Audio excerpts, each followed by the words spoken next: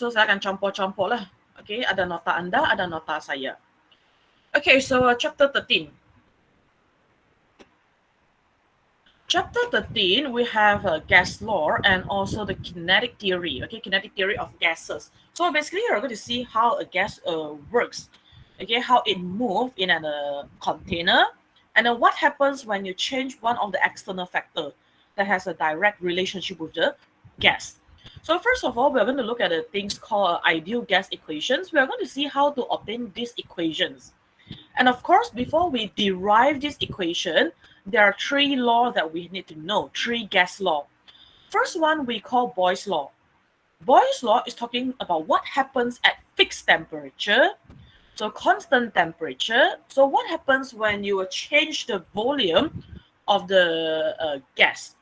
So according to the diagram, as you can see here, okay, when the gas is at a temperature, constant temperature, gas pressure is proportional to the gas volume. So if you change the pressure, if you increase the pressure, then the volume will decrease. Okay, so increase pressure, volume decrease, decrease pressure, volume increase.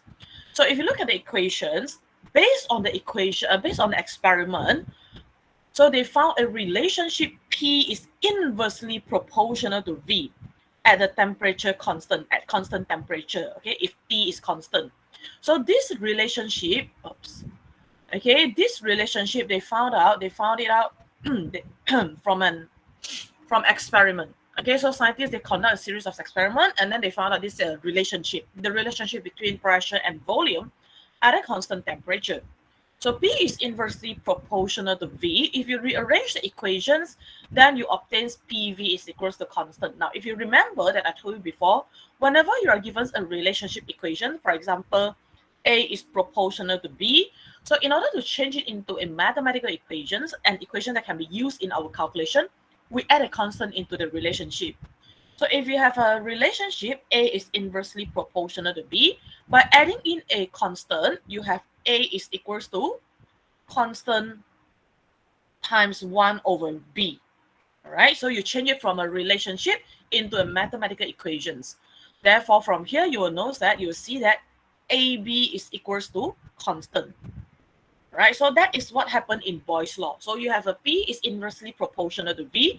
Rearrange the equations, you obtain PV is equals to constant, in which it means if all the other things they are in ideal situations, you are not changing it, you have a fixed temperature, you are using the same container, same liquid, and so on, then P1 V1 is equals to P2 V2. So this is the things that you need to write down in your books.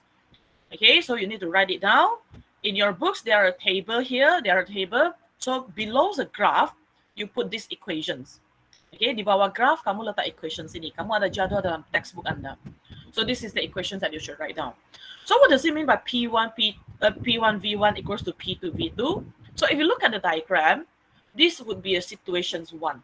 Okay, and this would be situations 2. Now, so provided all the other factors, they are constant, so the P1 times V1 would be equals to P2 times V2. So P1 is your 1 atmosphere, and then V1 is 1 liter.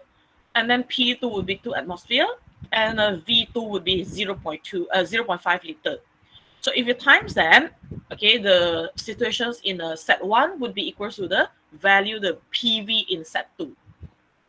All right, so they are always constant if you use P times V, provided all the other factors, they are at a constant value. Okay, they are acting as a constant variables. So when it comes to graph, if you're looking at the relationship P is inversely proportional to V, then you obtain a curved graph. But if you use P against 1 over V, then you will obtain a linear graph. Okay, so both of these graphs can be tested in your exam, can be asked in your exam. And also, you need to know these shapes, the shape of the graph, okay, as a preparation for chapter 14. So chapter 14, we are going to use all these graph once again. All right, we're going to use all these graph once again. So make sure you know the shape, all right? So the second law, the second gas law, is the Charles law. Charles law, it looks at what happened at constant temperature. So basically, we have 3 gas law. They are all looking at 3 different things, T, P, and V, all right? So first one, we have constant temperature.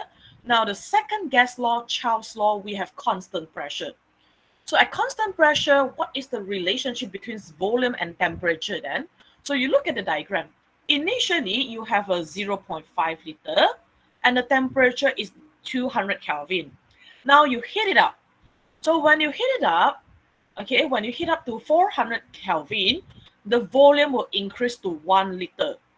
So based on the experiment, scientists found out that V is directly proportional to T. Now, does it make sense? Obviously, it makes sense. Why? Because when you heat something up, okay, when you heat up something, the kinetic energy in the molecule increase. Okay, so they will have a more kinetic energy. That's why they can push this piston up. Okay, that's why they can push this cover up. Okay, and therefore the volume increase. So you can think of it in terms of what happens to the kinetic energy of the particles inside the gas. That's why in this chapter we call it uh, gas law and kinetic theory, because basically we are looking at what happens to the gas, okay, the kinetic energy inside the gas when you change one of the factor. So mathematically, we have V is directly proportional to T, and if P is constant, okay, provided temperature is constant. So in this case, we can say V, okay, volume is equals to a constant times temperature, all right, because you want to change it into an equation that can be used in the calculations, you need to add a constant into the relationship. So rearrange the equations, we then obtain V over T is equals to constant.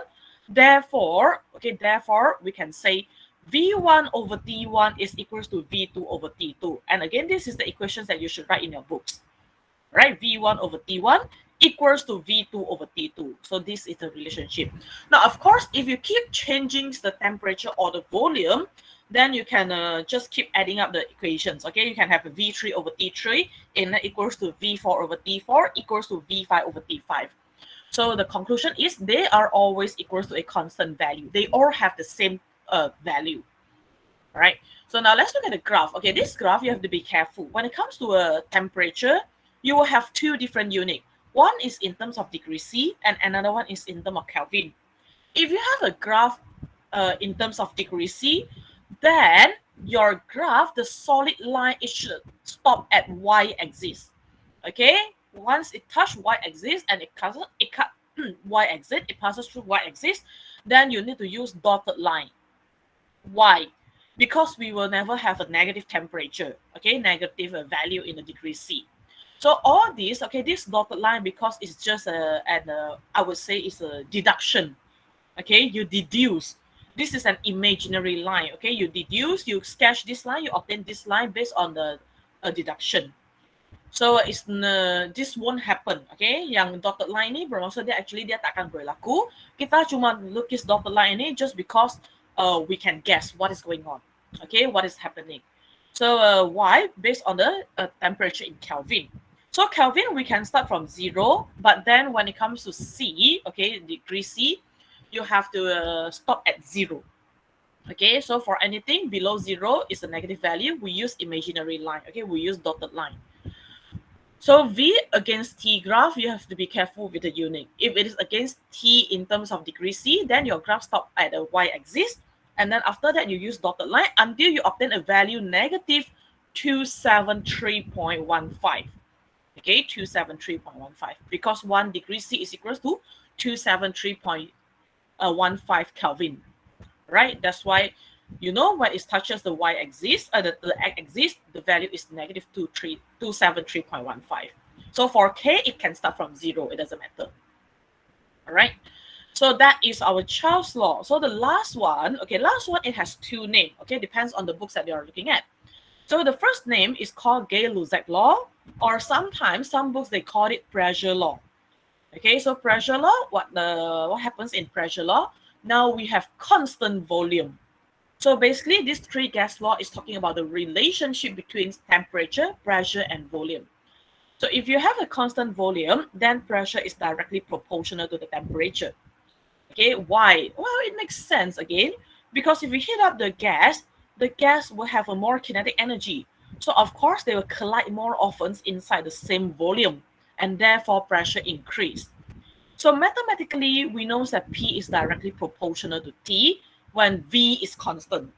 Okay, when V is constant. Thus, if you rearrange the equations, okay, we know that P over temperature is equals to a constant value, and therefore P1 over T1 is equals to P2 over T2. So this is the equations that you need to write down. All right, so this is the equations that you need to put in your books. So again, you have two types of graph. One is P against T in terms of degree C. One is P against T in terms of Kelvin. So you need to be extra careful with the axis. All right. So in your notes, okay, it just gives you some very fun, very basic graph without unit. Okay, so now what I want you to do, I give you a 1 minute, okay, to add a graph for temperature in your books. Okay, to add a graph of the temperature into your books. Buku kamu cuma bagi V against T without unit. Okay, actually buku bagi Anda V against T in terms of Kelvin. So what I want you to do, I want you to add in this graph. Okay, tambah graph ini ke dalam buku Anda. So that is the thing that is missing from your notes. All right, so I give you 2 minutes. Okay, you have two graphs.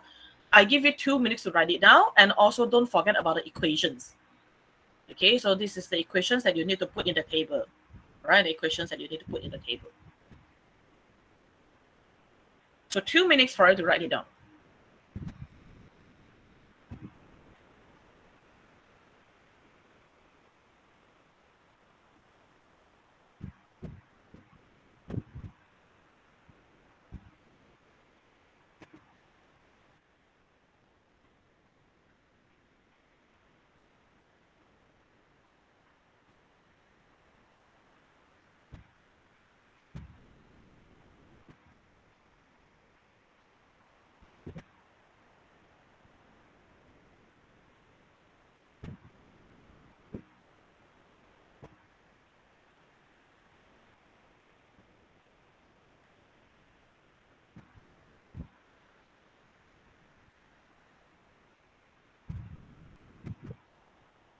So in this chapter, everything should be in SI unit, yeah? Everything should be in SI unit.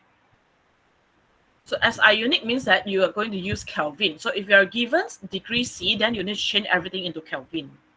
So how to change into Kelvin? This is the relationship. 1 degree C is equals to a 273.15. 1 plus, sorry, it should be 1 plus. 1 plus 273.15 Kelvin. I punya 1 hilang.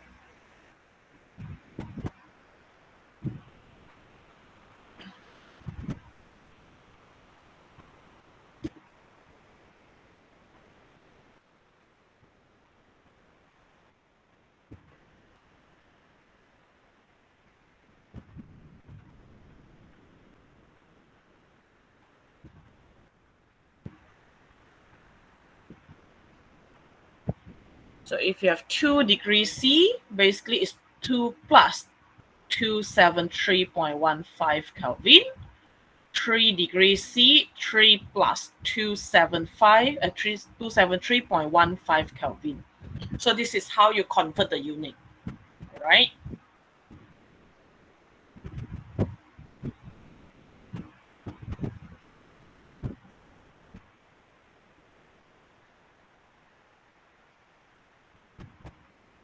Okay, so now that we have all these three laws, we have all these three relationship, we're going to see how to form the equation for ideal gas. So ideal gas law, now these three law, the three law above, your Boyle's law, Charles' law, and Gay-Lussac law. So according to the derivation just now, what do we have? We have a P, okay, is inversely proportional to V. And now we have a P is directly proportional to T. We have V is directly proportional to T. Okay, so that is the equations that we obtain from the experiment above. So now you combine these three, equations together, these three relationships together, what are you going to get is basically this relationship. P times V is directly proportional to T. Okay, P times V is directly proportional to T. So these three laws can be combined into a single, more general relation between the absolute temperature, pressure, and volume of a fixed quantity of gas. So in the equation form, now because you have the relationship PV is proportional to T, Rearrange the equations, you obtain P over T is equals to a constant value. And therefore, therefore we can conclude that P1 V1 over T1 is equals to P2 V2 over T2. So this one is also known as the combined gas law. All right, so other than the name ideal gas law, it is also known as the combined gas law. Okay, now this is the equations that you need to write down, in your books. So in your books, ideal gas law, there is a box, there's an empty box. So this is the things that you should write down. All right, equations ini yang kamu kena tulis. So 1 mole of gas at a standard temperature and pressure. So what happened at standard temperature and pressure? This is the values that you need to remember. So at standard temperature and pressure, temperature is equals to 273.15 Kelvin. Pressure is 101 kilopascal. Now, remember in physics, in physics, pressure, we use Pascal. So in your chemistry, pressure, you use ATM. So don't forget about this one, all right? So don't ask me again, should you use a Pascal or ATM? In physics, we use Pascal. Pascal is SI unit, all right? Pascal is SI unit. So volume, VM, I'm going to call it VM because this is the volume at the standard temperature and pressure, is 22.4 liter. 22.4 liter at the same time is equivalent to 22.4 dm cube. 22.4 dm cube. Why? Because 1 liter is equals to 1 dm cube. 1 dm cube. So this is something that we have learned in chapter 1. If you forgot about these conversions, then you have to go back to the notes in chapter 1. So now that you know the value at standard temperature and pressure, you sub it into the equations above. You want to find out what is the value of this constant. What is the value for this constant? So now you look at 1 mole of gas as a standard temperature and pressure. You sub in all this value into the equations, PV over T. So from here, we obtain a value which is equals to 8.31 JK negative 1 mole negative 1. So this is how we obtain the constant, the molar gas constant. So this constant is denoted by a symbol of R and is known as the molar gas constant. So the reasons why we have 8.31, R equals to 8.31, that is because you use PV over T equals to constant, and then you sub all of the value as standard temperature and pressure into the equation. Now, this step you need to know, right? It once came out in the exam, asked students to prove that R is equals to 8.31. So this is how you should do it. This is how you should do it by using PV over T equal to constant.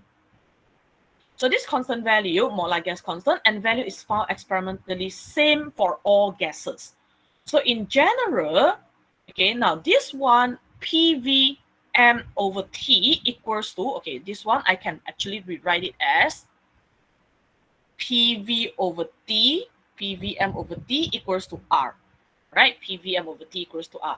So this equation is for 1 mole of gas. What if you have more than 1 mole? What if you have more than 1 mole? So if you have more than 1 mole, in general, if n moles occupy a volume at the pressure P and the temperature T, we will have equations PV equals to nRT, because V is equals to Vn, and Vm, and Vm. So the numbers of mole times with the volumes of 1 mole. So V is the volume of 1 mole of gas, volume for 1 mole of gas. So if you have more than 1 mole, then you time with the n, and that's why you obtain a total volume here. So you sub it into the equation, PVM over T equals to R, and then Vm, rearrange the equations, you have Vm equals to V over N. So you sub it into these equations, and then you obtain PV equals to nRT. PV equals to nRT. Oops. So that is how you obtain equations, PV equals to nRT, because of V equals to V and Vm. And Vm is the volume for 1 mole of gases. So if you're looking at more than 1 mole, then you need to use this relationship. Then you need to use this relationship. So now you have PV equals to nRT. So this is the equations that you need to fill in the second box. Alright, so kalau kamu kembali kepada nota Anda, if you go back to your notes, oops. So this one, okay, this is the part where I asked you to fill in the equation just now. You have a P1 V1 equals to P2 V2, V1 T1 equals to V2 T2, P1 T1 equals to P2 T2. And then this is your gas equations. P1 V1 over T1 equals to P2 V2 over T2. Right, and then one more equations right here. You have PV equals to nRT. Okay, PV equals to nRT. So that is the notes. Okay, your notes. Okay, your notes got one corrections here. Okay, so this one is not times NA, it should be divide. Okay, divide NA. So this one, it should be times. Alright, dia terbalik. Okay, dia terbalik. So this one, you correct it. Okay, this one, you correct it. Okay, so let's go back to here. So this is a part that is missing in your notes. Okay, so I want you to write it down. Your books only give you PV equals to nRT, and then it didn't give you the other equations. Actually, other than PV equals to nRT, in terms of Boltzmann constant, okay, because K, the Boltzmann constant, K is equals to R over N. So if you sub it into the equation, you will obtain another equations in terms of numbers of molecule, which is PV equals to NKT. So this equation is not in your books. I want you to write it down. So we use the first equation, PV equals to nRT, if you are given mole in questions. Okay, if you are given mole or molar mass. Okay, or molar mass. And now we use second equation if you are given numbers of molecule. Okay, numbers of molecule, or mass in terms of kg. Okay, mass in kg. So these two things, okay, these two equations, you need to know when to use nRT and when to use NKT.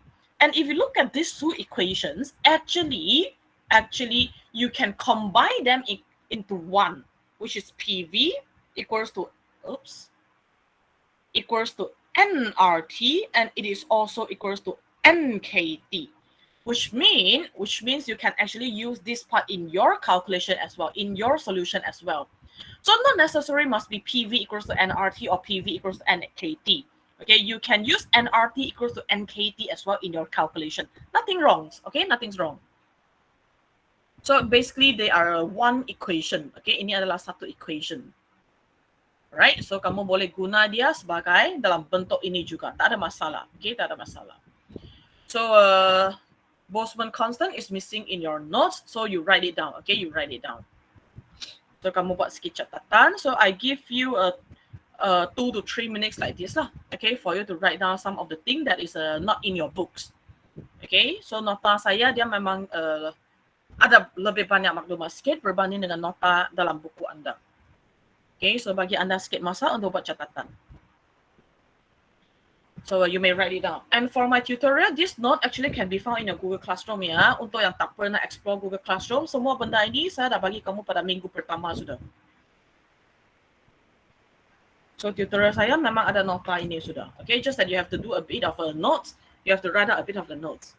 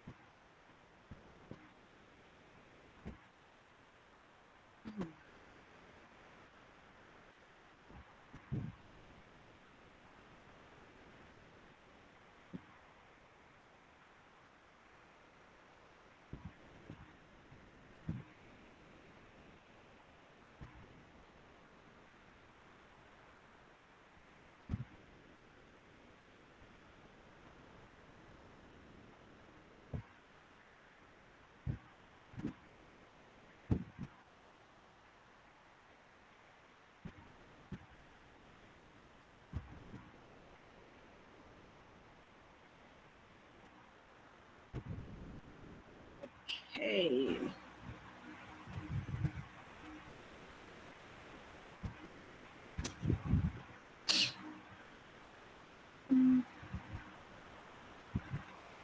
All right. So far, any questions regarding the derivations? No, madam. Faham. Bagus. So derivations ini anda kena tahu. Okay, derivations ini anda kena tahu. So dalam nota anda, make sure you do a corrections right here. Alright, so it's very important for you to know the correct unit conversions, how to convert a unit. So ada dua ini terbalik. Alright, next one. Okay, so now that we have a PV equals to nRT, we have PV equals to nKT. Now we want to know how to calculate how to link all of them together. Okay, how to obtain this diagram in your books. Okay, so based on this diagram, actually we know that N is equals to the numbers of mole is equals to total mass of a gas in terms of kg divided by the molar mass. That's why you obtain the values of mole. And mole at the same time is equal to the numbers of gas molecule divided by the numbers of Avogadro. Okay, Avogadro numbers. So that is the equations that you have. Okay, so basically, again, you can combine them together. So N is equals to M over M.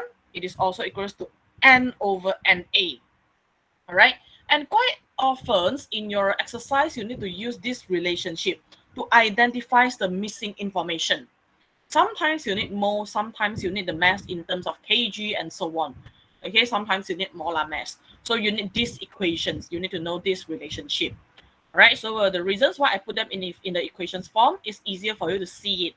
Okay, what is the relationship between two types of mass in terms of kg and mass in terms of a mole, okay, molar mass. And then the N, capital letter N and small letter n. Not small letter n, sorry. The numbers of Avogadro. Okay, so this is how you solve it. So in your notes, okay, basically they combine all of them into one equation. So this is the equations that you should include in your books. Okay, so N is equals to M over M, and then it is equals to N over NA. And then just now, based on the derivations, we also know that V is equals to V over Vm. So remember this Vm, okay, this Vm is the volume, okay, volume of 1 mole gases. Okay, 1 mole gases. So gas, the volume for 1 mole. So if you want to find out what is the total volume, you just use numbers of mole times Vm. Then you obtain the total volume. Okay, this is the total volume.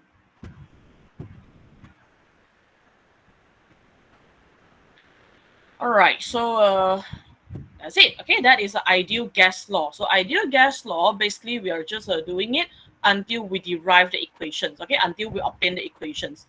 So most importantly, you need to know what is R, how to obtain R, and then you have equations PV equals to nRT, and at the same time, it is also equals to nKT. This equation is very important because you're going to use it very, very often after this. Okay, so PV equals to nRT equals to nKT, dia sangat penting hubungan ini. So buku kamu tak bagi hubungan ini, nanti seterusnya kamu akan pening pula bila kita derive equations lain. Alright, so that is the first part. So the second subtopic, we have kinetic theory of gases. So basically, kinetic theory of gases, what you have to do, you just have to memorize this 7 statement. Okay, 7 benda ini Anda hafal sahaja. Alright, so there are 7 assumptions of kinetic theory of gases. First, all gases, they are made up of atoms or molecules. And then all atoms or molecules of the gas, they are in a continuous and completely random motion. So they move randomly. Okay, you don't know what is the direction. You don't know what is the shape. What is the path of the gas molecule. And then the volumes of the gas molecule is negligible when compared to the volume of the container. Okay, volume occupied by the gas. And then the gas molecule undergoes perfectly elastic collision with each other and with the wall of the container. So we assume they undergoes elastic collision. So what does it mean by elastic collision? It means no energy loss. That is our assumption. Okay, that is our assumption. And then The intermolecular forces are negligible except during collisions. Okay, so the force between the gases is negligible, and the times of a collision between molecules is also negligible compared to the times between successive collisions. And the mass of each molecule is so small that the effects of gravity is negligible. So these are the assumptions. Okay, these are the 7 assumptions in the kinetic theory of gases. And all these derivations, yeah, let me check your notes first. Okay, so all these derivations is no longer in your books, I think. So, okay, so that's why I put it as an additional knowledge in my notes. All right, so for those of you who wants to know more about the derivations, of course, you can go through the notes. Okay, otherwise you can just skip it. All right, so all this, it tells you how to obtain the equations. Okay, all these equations, they are considered as the extra knowledge. Okay, so basically in your syllabus, what happened is, okay, they straight away give you the equation. All right, so root means square speed. So root means square speed. The root mean the square, the square root. Okay, square root of a mean of the square speed is called root mean square speed, VRMS. So VRMS is a square root, and then you have a bracket. Okay, a bracket, and then V square. So rearrange the equations, you obtain VRMS square equals to this bracket. Okay, this type of bracket is a ini panggil bracket apa ya? Saya pun tak tahu nama dia. Okay, I also don't know what is the name. Okay, but you have this type of bracket. All right. So this is the mean square speed. Okay, this one we call it mean square speed. So VRMS square is equals to mean square speed. Now, what does it mean by mean square speed? So you calculate the square of all of the atoms. Let's say now you have this gas atom moving here with V, and then this one moving here with V, this one moving here with another V. So you just square all of the value, and then you calculate the average value. That is the meaning of VRMS square.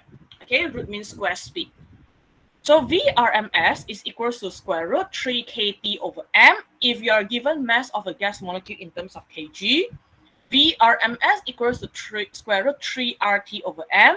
If you are given molar mass of a gas in terms of kg per mole, and then VRMS at the same time is equals to square root 3p over rho. Rho if you're given the density of a gas molecule. Okay, of a gas molecule. So a gas which obeys all 7 assumptions above, we call it ideal gas.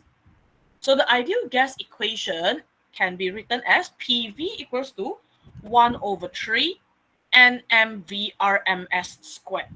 Okay, so basically these equations, okay, you obtain from the derivations, okay, from the derivations above. So PV equals to 1 over 3 NMVRMS. Okay, it's right here.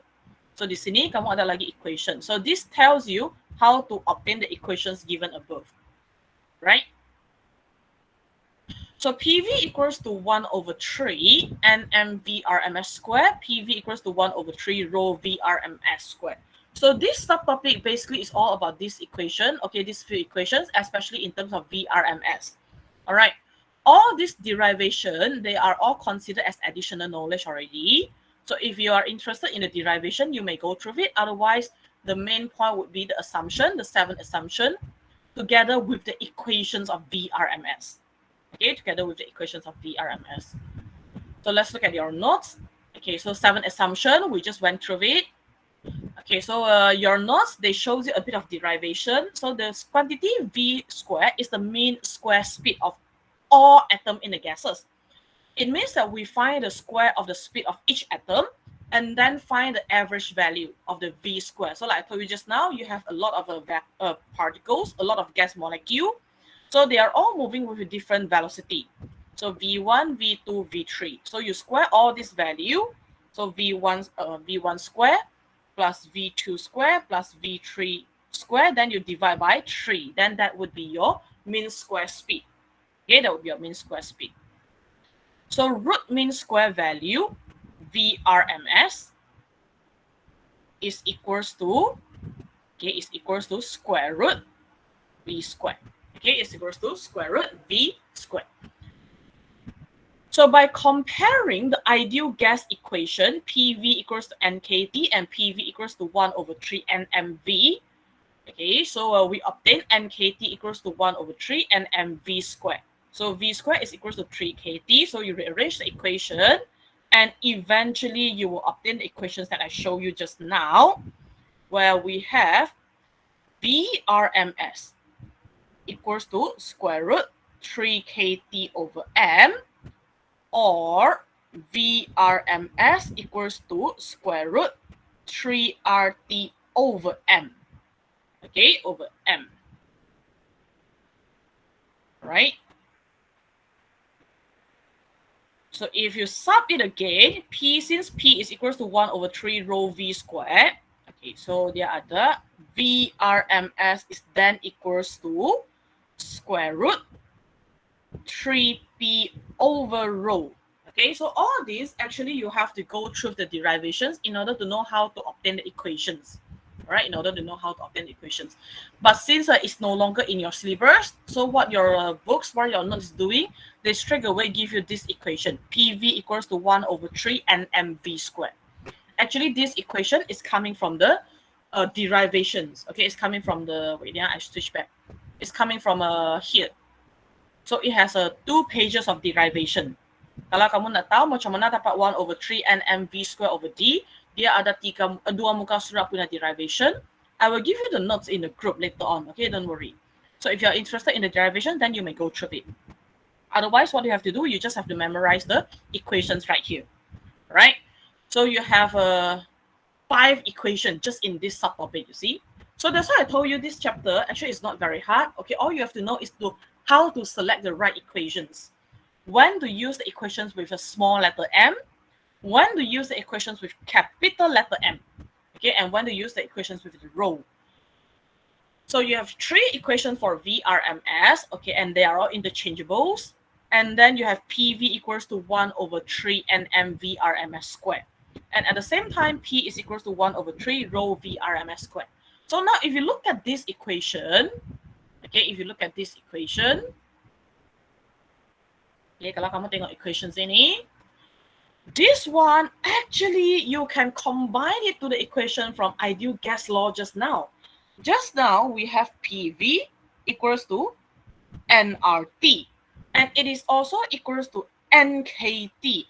Now, in this subtopic, we derive a new equation, and it is equals to 1 over 3 nmVRMS squared. Okay, so you see, this equation is very long. So all of them, they are interchangeable. Now, what does it mean? It means you can use PV equals to nRT to solve the questions. Okay, you can use PV equals to nKT. You can use nRT equals to nKT. And then you can also use nRT equals to 1 over 3 nmVRMS squared.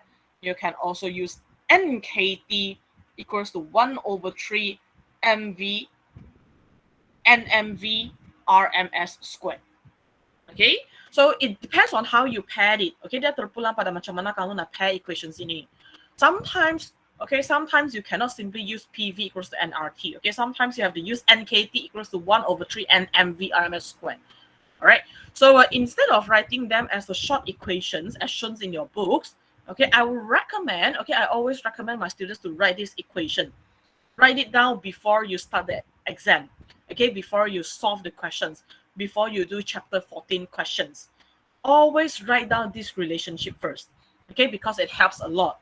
So kadang-kala kamu boleh guna, okay, nRT sama dengan 1 over 3 nmVRMS squared. Okay, tak semestinya mesti PV equals to 1 over 3 nmVRMS squared. All right. So same goes to the VRMS equations. Okay, so they are all equal. Okay, they are all equal. So square root 3kt over m is equal to square root 3RT over m. It is equal to 3p over rho.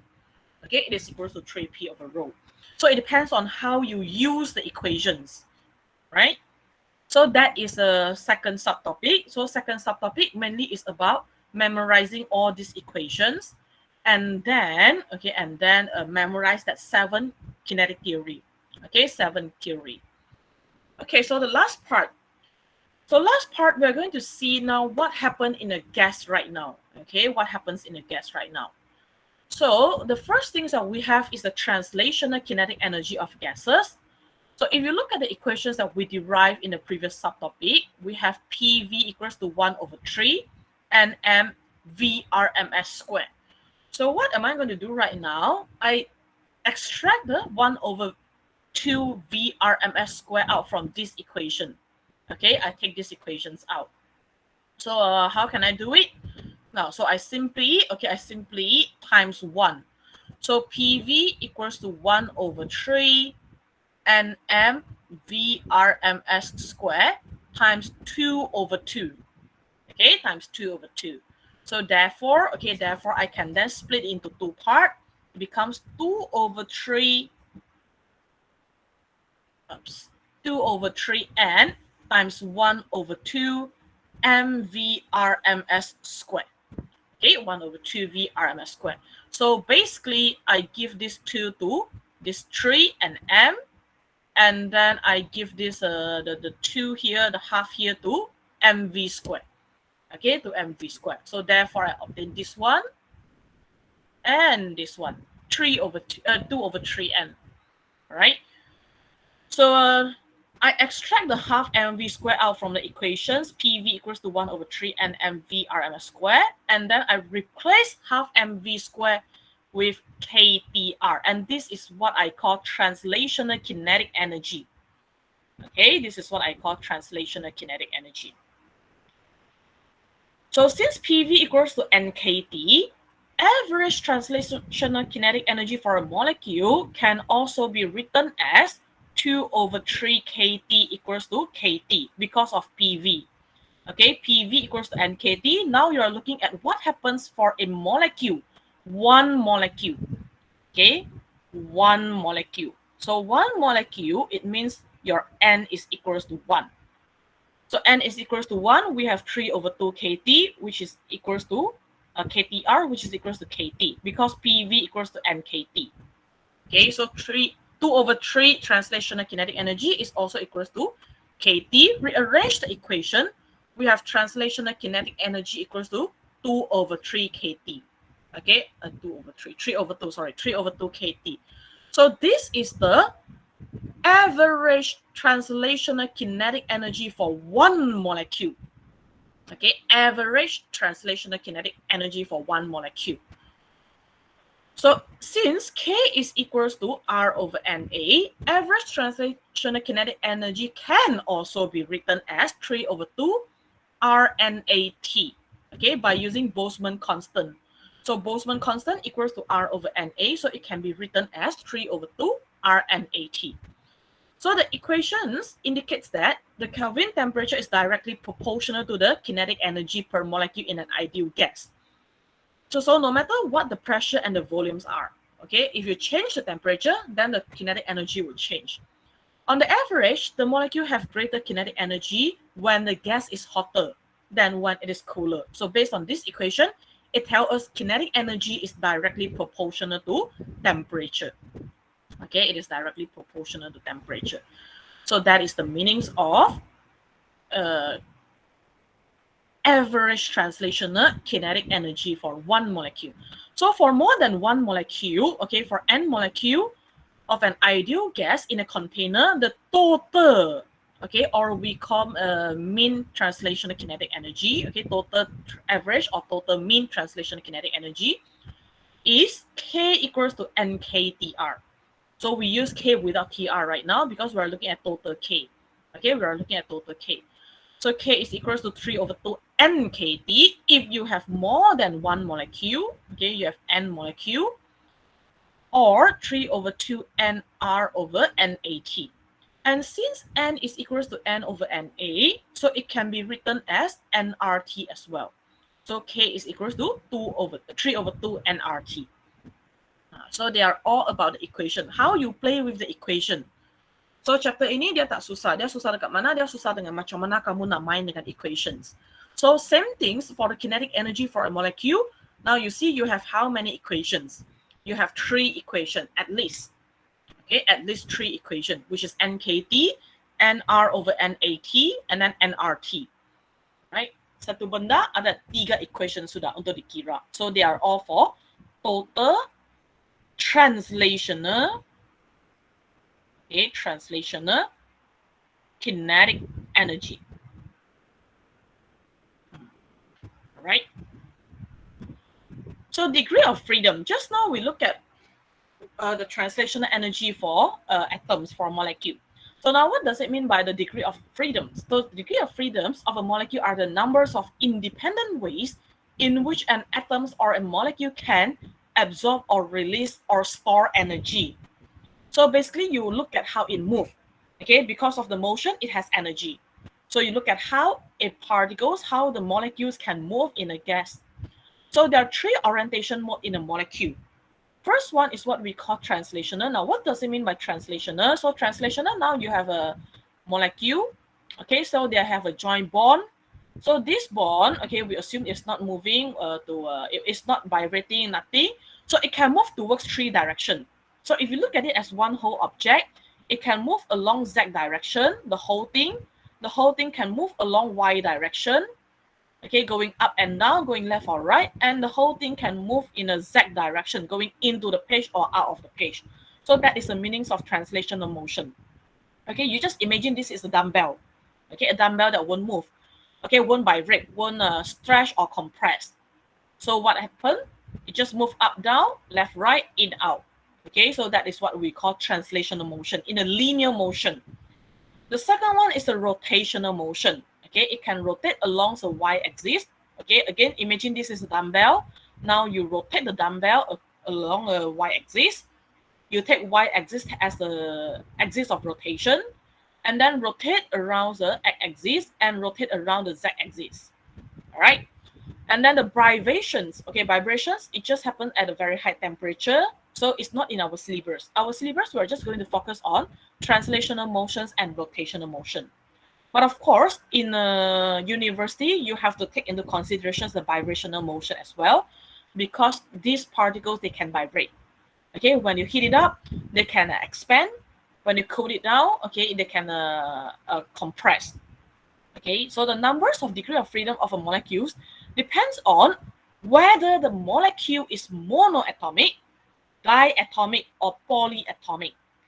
So if you have a monoatomic gases, okay, for example, helium, neon, argon, krypton, xenon, radon, there are 3 degrees of freedom, okay, which consists of translational motion. So we assume this molecule, this atom, as a point object.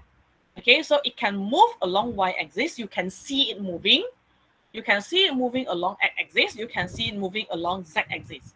So in this case, we say it has 3 degrees of freedom, okay, in a translational motion. Okay, 3 degrees of freedom of translational motion. Now, if you have diatomic gas or linear polyatomic, as shown in the diagram, for example, your H2, so we say it has 3 translational motion degree of freedom. Okay, degree of freedoms of translational motion is equal to 3. Why? Again, try to imagine this is a dumbbell. You move it up, you can see it. You move it left, right, you can see the whole thing is moving. You move it along x-axis, you can see the whole thing is moving. Okay, so you have a Z, Y, X. So you can see it move in a linear motion in all 3 directions. So we have 3 degrees of freedom. But rotational motions, you have only 2. Why? So imagine now this atom is a point-like object. Okay, kamu anggap dia sebagai satu titik. Kalau dia rotate sepanjang X, you can see it rotate. Okay, kamu boleh nampak dia rotate dengan jelas. If it rotate around the x-axis, again, you can see it rotate. Okay, kamu imagine kan dumbbell. But if you rotate it along the y-axis, dia nampak macam dia tak rotate. It's not obvious. So the rotational motions along the y-axis shown in the diagram is negligible because the distance of the atom from the axis of rotation is very small compared to x and y. Kalau y, okay, kalau x, kamu tengok x rotation axis adalah sebenarnya begini. Okay, this is the rotation axis, the radius. Okay, saya guna highlight, senang sikit nak nampak. Okay, so rotational motion, okay, kalau kamu tengok distance, okay, for x-axis, distance dari atom until rotational motion, dia agak besar. Okay, so this is the rotational motion. For Z, pun begitu besar. Okay, Z pun begitu besar. But when it comes to y-axis, okay, this is a point-like object. Dia rotate begini. Okay, dia rotate begini. Kalau dia rotate begini, point-like object, dia tak nampak dia rotate pun. Okay, so the rotation axis, the distance from the rotation axis is very small. Dia tak macam tadi, dia ada jarak sebanyak begitu besar. But now you are just looking at the radius of the atom. Okay, when it rotates along the y-axis, you are just looking at the radius of the atom. And it is a point-like object. Therefore, this distance, okay, this distance is negligible. Okay, it's negligible. So dia boleh diabaikan sebab dia punya nilai dah terlalu kecil. Okay, when you compare it to the radius just now. So for x-axis and y-axis, radius dia begitu besar. But when you compare to the y-axis, z dengan x besar, y-axis sangat kecil because you are just looking at the radius of the atom. All right. So in this case, we ignore the rotational motions along y-axis. That's why we say for rotational motions, we only have 2 degrees of freedom when it comes to a linear polyatomic or diatomic gases.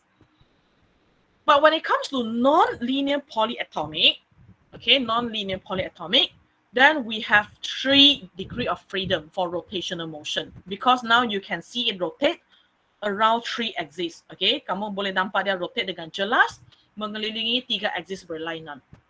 Alright. So that is the main difference between these 3 cases. So you have to know, okay, in this chapter you have to know the gas given is monoatomic gases, diatomic gases, or non-linear polyatomic gases. From there, you then determine the number of degree of freedom. Okay, from there you then determine the numbers of degree of freedom. So kamu kena tahu degree of freedom in order to calculate the total energy in a molecule. So numbers of degree of freedom for various types of molecule discussed applies for gases at normal temperature. So at high temperature, vibrational motion increase the numbers of degree of freedom. Vibrational mode for diatomic at a high temperature contribute to degree of freedom, which correspond to the kinetic energy and the potential energy associated with the vibrations along the bond between the atom. Okay, so this is just additional knowledge, okay, additional info yang tak ada dalam syllabus Anda. So principle of equal partitions of energy. So just now we have already seen how to calculate the kinetic energy, and then we have seen how to determine the numbers of degree of freedom. Now we want to see how are we going to link them together. So principle of equal partitions of kinetic energy state that the mean kinetic energy of each degree of freedom of molecule is half kT. Okay, so according to principle of equal partitions of energy, every single degree of freedom consists of half kT energy. Therefore, for a molecule which has a F degree of freedom, kT is equals to F over 2 kT. Okay, KTR is equals to F over 2 kT. Or we say F over 2 RNAT. Right? So basically, 1 degree of freedom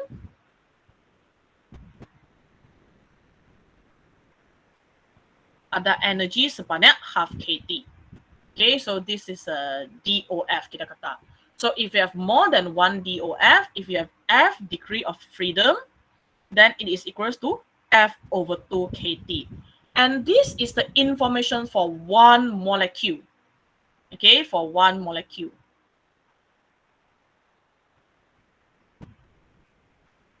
If you have more than 1 molecule, N molecule,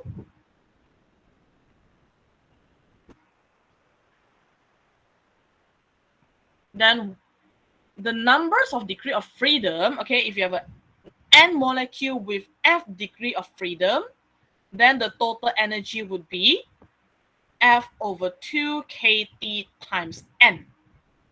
Okay, F over 2 kT times N. So the total energy is now, okay, the total average kinetic energy is now equals to F over 2 NKT, right? So let us go through the definitions quickly. Okay, we have 1 more minutes left. So the internal energy of a gas is the sum of the total mean kinetic energy and the total potential energy.